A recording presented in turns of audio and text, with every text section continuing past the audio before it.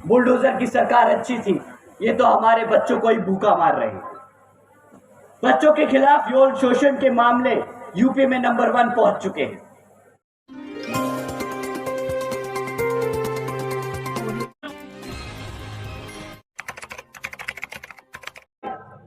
भाजपा की सरकार सत्ता में आसीन है, सेंटर की गवर्नमेंट चला रही है, तो जब ये आपके बीच में आए तो इनसे पिछले 10 साल का रिकॉर्ड मांगना है आपको।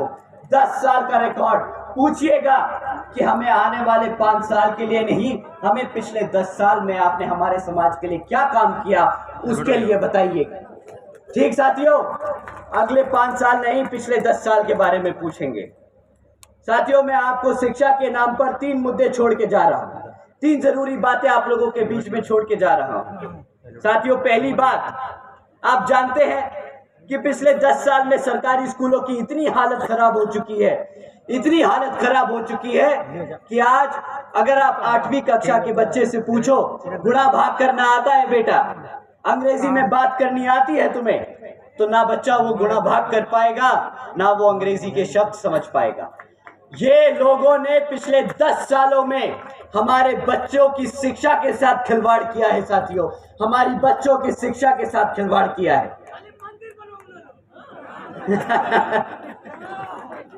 कोई बात नहीं, बाबा साहब बोल के गए थे कि हमारे लिए शिक्षा ही हमारा मंदिर है, हमारे लिए स्कूल और कॉलेजेस ही हमारा मंदिर है। इनसे पूछिएगा कि भाई कितने मंदिर तुमने हमारे बाबा साहब के हिसाब से बनाए हैं, वो बताइए आप हमें।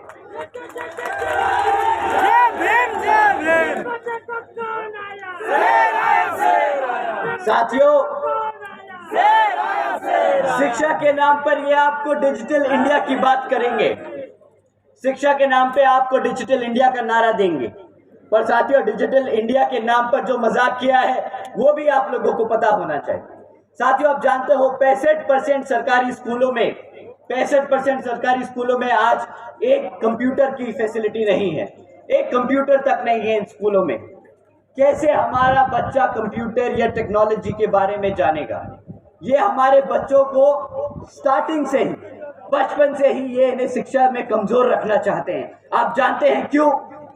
क्योंकि आप जैसे कि आप जानते हैं कि अगर कोई बच्चा, कोई भी समाज को अगर आप तोड़ना चाहो, खत्म करना चाहो, तो उसको उसके इतिहास से दूर कर दो, उसको पढ़ाई लिखाई से दूर कर दो।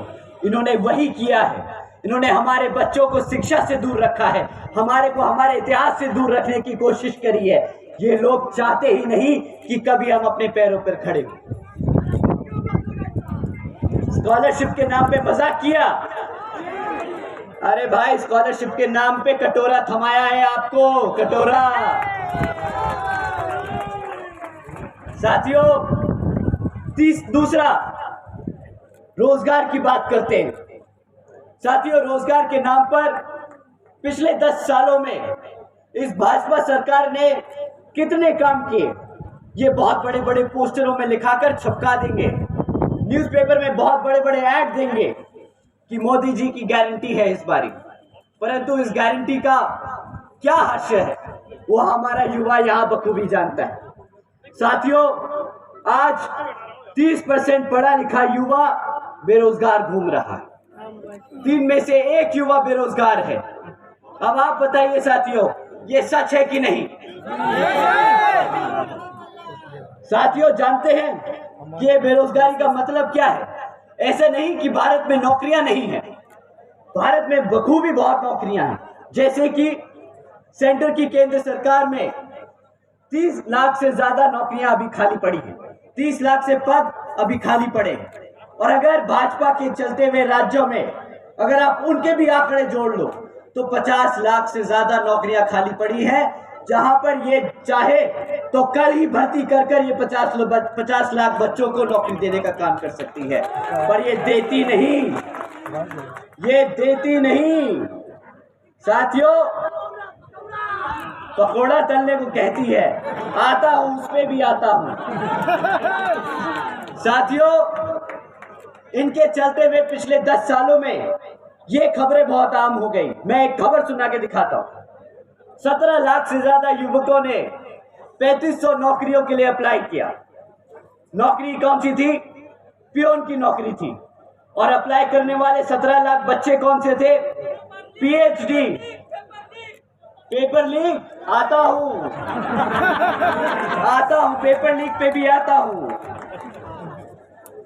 इन 17 लाख बच्चों की क्वालिफिकेशन थी साथियों, पीएचडी स्कॉलर्स, ग्रेजुएट्स, मास्टर्स, पढ़े लिखे बच्चे। 17 लाख से ज्यादा बच्चे एक 3500 पियून की नौकरी के लिए अप्लाई कर रहे हैं। बताइए इससे ज्यादा खराब हाल हो सकता है कि नहीं? और ये तो उत्तर प्रदेश की बात नहीं कर रहा मैं, ये 17 लाख बच्चे प्रधानमंत्री जी के अपने स्टेट गुजरात के हैं। अब जो अपने गुजरात में नौकरी नहीं दे पाए वो प्रधानमंत्री बन गए। अब प्रधानमंत्री बन के पूरे देश में बेरोजगारी फैलाने का काम कर रहे हैं। और अब जब जनता इनसे बेरोजगारी पे सवाल उठाती है तो सही कहा आपने, बोलते हैं कि भाई जो सड़क पे पकौड़े तल रहा है वो भी तो रोजगार है, दिया ना मैंने आपको रोजगार। अब बताइए पकौड़ा तलना कोई रोजगार होता है क्या? नहीं होता। अच्छी बात है आप मानते हो पकौड़ा तलना रोजगार नहीं होता, क्योंकि कल ये आपके बच्चों को हाथ में कटोरा थमा के बोलते भीख मांग लो और ये भी रोजगार बन जाएगा। साथियों ये लोग क्या करते हैं, पहले आपके बच्चों से आपकी शिक्षा छीनते हैं, फिर जो बच्चे किसी मेहनत करके पैसा खर्च के एक एजुकेशन शिक्षा हासिल कर लेते हैं तो उन्हें रोजगार देने से भागते हैं, रोजगार नहीं देते। जब आप सब अपनी आवाज उठाते हो, पेपर लीक होते हैं तो क्या करते हो? आप आवाज उठाते हो, सड़कों पे उतरते हो, बताओ उतरते हो कि नहीं? तो ये सरकार क्या करती है? क्या मारती है? लाठियां मारती है। साथियों अगली बारी क्या करना है आपको? नहीं, लाठी नहीं मार सकते आप पुलिस कर्मियों को, सरकार को लाठी नहीं मार सकते, ये गलत है। क्या कर सकते हो? उखाड़ के फेंक देंगे। सरकार उखाड़ के फेंकना। सरकार उखाड़ के फेंक दो। हाथी के सामने वाला बटन दबाओ। ये वो लाठी का बदला लेना है साथियों जो आपको पड़ी है। एक एक वोट वो लाठी की तरह इन्हें पड़नी चाहिए। हाथी के सामने वाला बटन दबाकर इन्हें एहसास होना चाहिए कि कितनी बड़ी गंदगी, कितनी ज्यादा गद्दारी की है इन्होंने हमारे युवा साथियों के साथ। आकाश भैया जिंदाबाद, जिंदाबाद, जिंदाबाद। आकाश भैया जिंदाबाद, जिंदाबाद, जिंदाबाद। आकाश भैया जिंदाबाद, जिंदाबाद। अब साथियों मैं अपनी माताओं बहनों से जरूरी बात करना चाहता हूँ। अब ये बात मैं अपनी माताओं बहनों से पूछना चाहता हूँ।